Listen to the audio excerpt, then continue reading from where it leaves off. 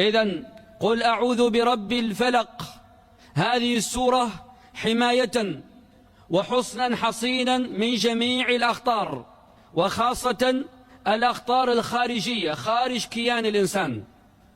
وقد ذكر الله جل جلاله فيها 4 أنواع من الأخطار.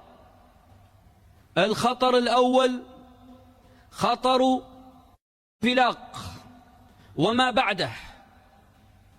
ثانيا خطر الخلق. ثالثا خطر الغاسق إذا وقب. رابعا خطر النفاذات في العقد، سحرة. خامسا خطر الحسد والحساد والعين والعائنون. وهذه الأخطار خارج كيان الإنسان في الغالب. فالانفلاق فالق الإصباح أمر تراه العين في الكون من شر ما خلق. الله خالق كل شيء، ويدخل الإنسان في هذه لأنه خلق من خلق الله. ومن شر غاسق إذا وقب، قيل الغاسق الليل إذا وقب إذا أقبل، يعني أول الليل.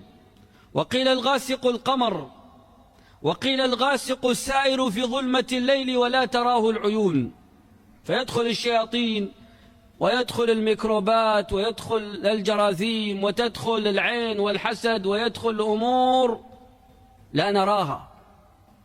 غاسق إذا وقب. ومن شر النفاذات في العقد. النفاذات صيغة مبالغة من النفث، والنفث نفخ مصاحب بريق. النفخ هواء من غير ريق، والنفث هواء بريق، والتفل ريق، فهي نفث فوق النفخ وتحت التفل. النفاذات في العقد، والمراد بها النفوس الخبيثة من نفوس البشر إذا اتصلت بالنفوس الخبيثة من نفوس الجن، وهذا هو السحر. النفاذات في العقد. ومن شر حاسد إذا حسد. الحاسد إذا حسد قيد الحسد بقوله إذا حسد، لأن الحسد لا يخلو منه إنسان،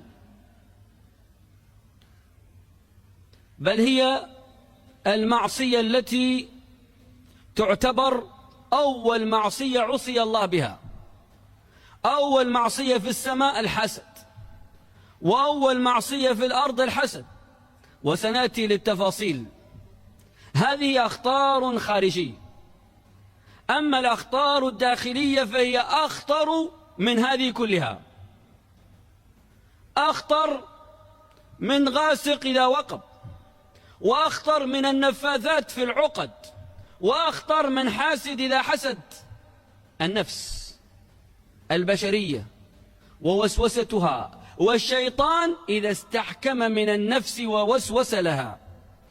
ولذلك كل الأخطار التي كانت خارج كيانك استعذت باسم واحد من أسماء الله. قل أعوذ برب الفلق، بس رب الفلق اسم الله الرب